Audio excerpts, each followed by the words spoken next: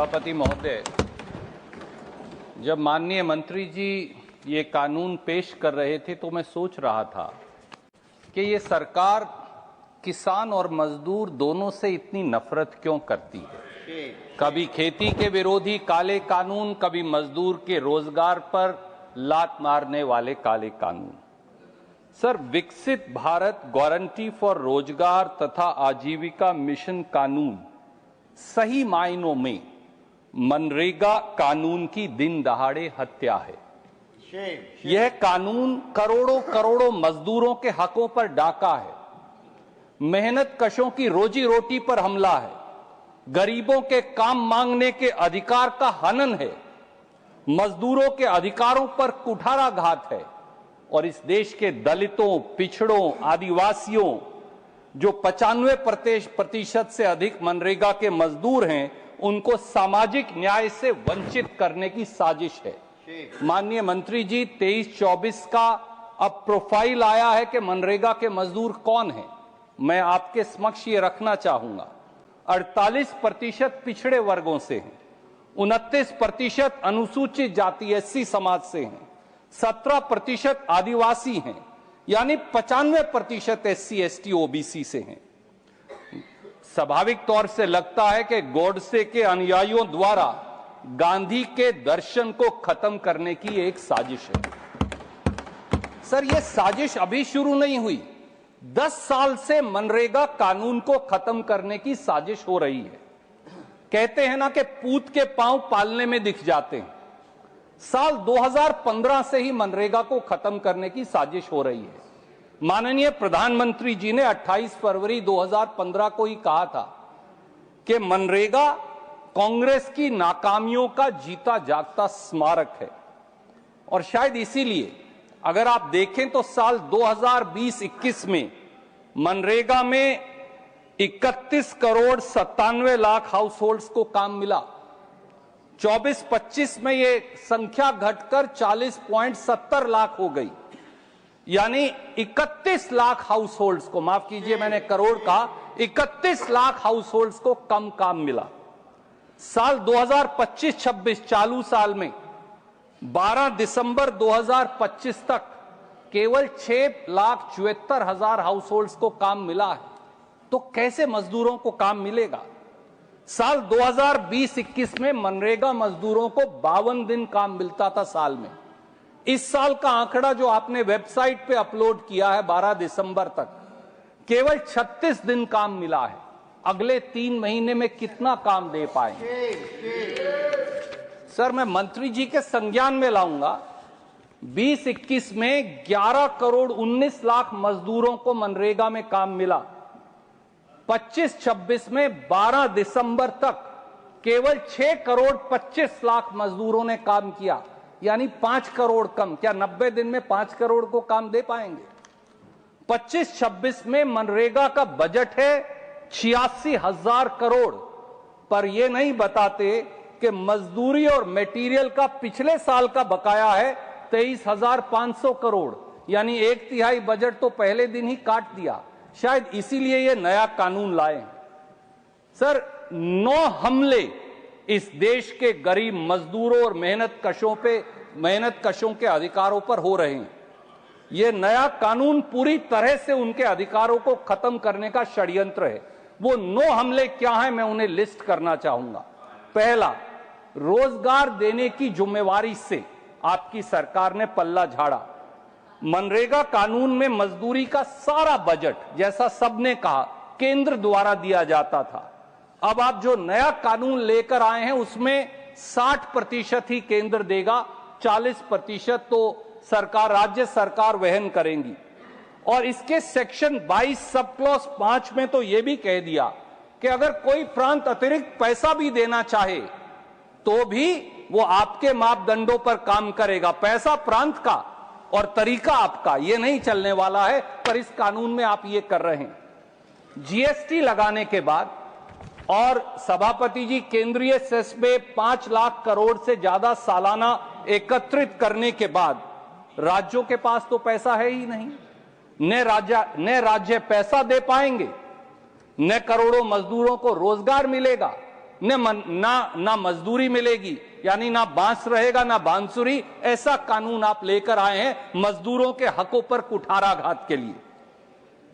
दूसरा हमला, मजदूरों से काम मांगने का अधिकार छीना।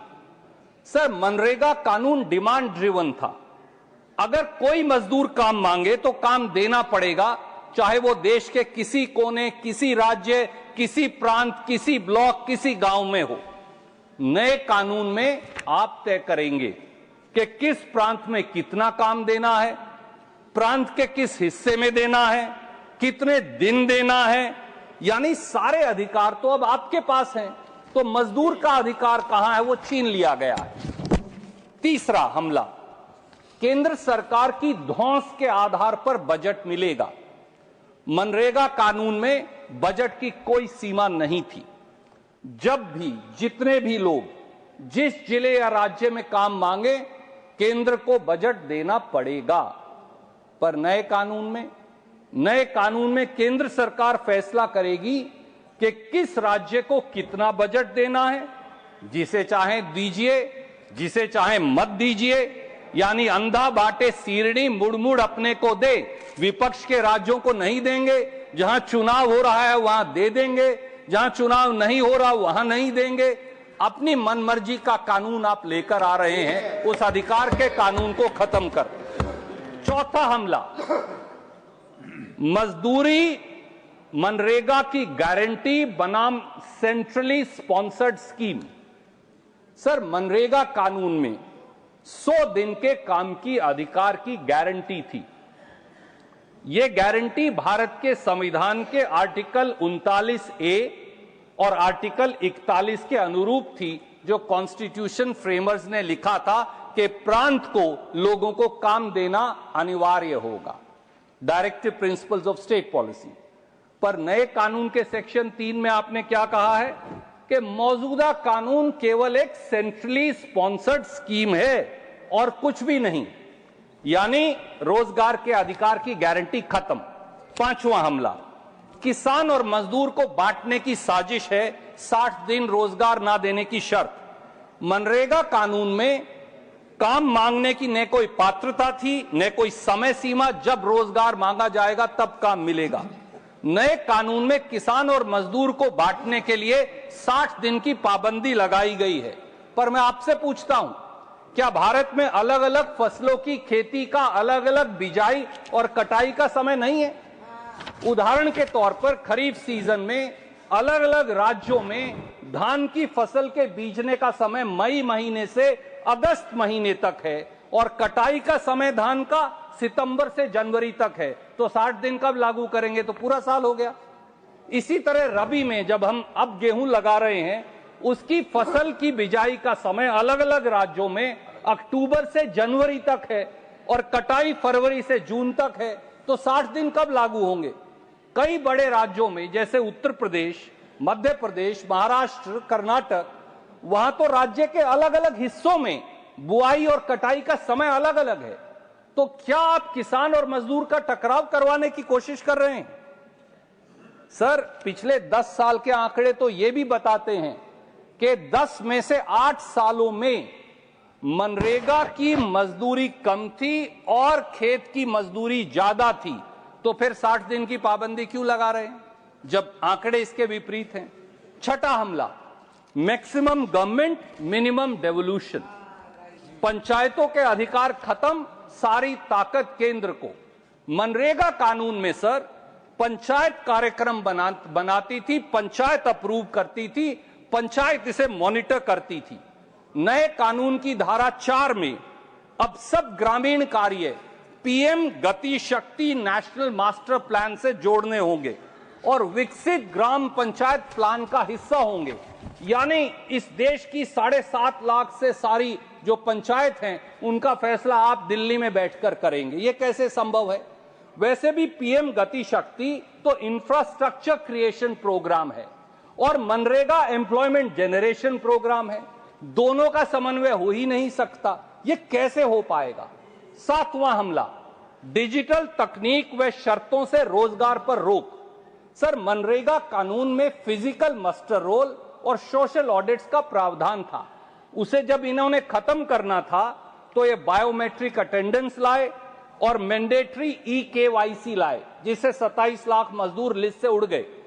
अब नया कानून तो गांव के अशिक्षित साधारण व्यक्ति पर biometric authentication, geo tagged attendance, real time digital dashboards, artificial intelligence, ये संभव ही नहीं है। इतना बोझ आप डाल रहे हैं, ये मजदूरी खत्म करने का एक तरीका।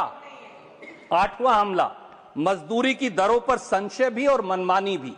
सर, मनरेगा कानून की धारा 6 में मनरेगा मजदूरी प्रांत के मिनिमम वेज को मैच करनी चाहिए। नए कानून में सेक्शन 10 में मिनिमम वेज की दरों पर मजदूरी देना अनिवार्य नहीं, उल्टा सेक्शन 10 में तो यह कहा है कि प्रांत के अलग अलग हिस्सों में मजदूरी की अलग अलग दर हो सकती है। तो गरीब मजदूर क्या करेगा? और 9वां हमला, लैक ऑफ कंसल्टेशन। क्या विपक्षी दलों से राय की? क्या एनजीओ से राय की? क्या मनरेगा मजदूरों से राय की? क्या समूहों से राय की? रात के अंधेरे में यह कानून पारित कर मंत्री जी क्या साबित कर रहे हैं? सर, महात्मा गांधी श्रम को पूजा का दर्जा देते थे और श्रमिक को भगवान का। शायद इसीलिए देश के करोड़ों भगवान और देवताओं, यानी देश के करोड़ों मजदूरों के कानून के नाम से आप महात्मा गांधी का नाम मिटा रहे हैं। पिछले 11 सालों में प्रचार के लिए महात्मा गांधी का चश्मा तो उधार ले लिया, पर उनके दर्शन को आपने दरकिनार कर दिया। इसी तरह भगवान राम के नाम पर सत्ता तो हथिया ली, पर भगवान राम के आदर्शों को तिलांजलि दे दी। यही तरीका है इस सरकार का। सर, तुलसीदास जी ने कहा है, जासु राज प्रिय प्रजा दुखारी, सो निरप अवसी नरक अधिकारी। यानी जिस राजा के राज्य में प्रजा दुखी है वो राजा नरक का अधिकारी है। याद रखें, आपने गांधी के Ram, sir I am finishing, और करोड़ों भगवान रूपी मजदूरों को घाव दिए हैं। वो गरीब की आह आपकी सरकार की चूल्हे हिलाकर रख देगी। करोड़ों मजदूरों की ये पंक्तियां याद रखिएगा। I am concluding in 5 second sir. जो जीवन की धूल चाटकर बड़ा हुआ है, तूफानों से लड़ा और फिर खड़ा हुआ है, जिसने सोने को खोदा लोहा मोड़ा है, जो रवि के रथ का घोड़ा है, वह जन मारे नहीं मरेगा, नहीं मरेगा। ये जान लीजिए मंत्री जी। और इतना ही नहीं, जो जीवन की आग जलाकर आग बना है, फौलादी पंजे फैलाए नाग बना है, जिसने शोषण को तोड़ा, शासन मोड़ा है, जो युग के रथ का घोड़ा है, वह जन मारे नहीं मरेगा, नहीं मरेगा। अभी भी इसको सेलेक्ट कमेटी को भेजिए, अपनी गलती स्वीकारिए, देश से माफी मांगिए, करोड़ों मजदूरों से माफी मांगिए, और अभी भी इसको एक नए अधिकार रूपी कानून की शक्ल में दीजिए। बहुत बहुत शुक्रिया सभापति जी।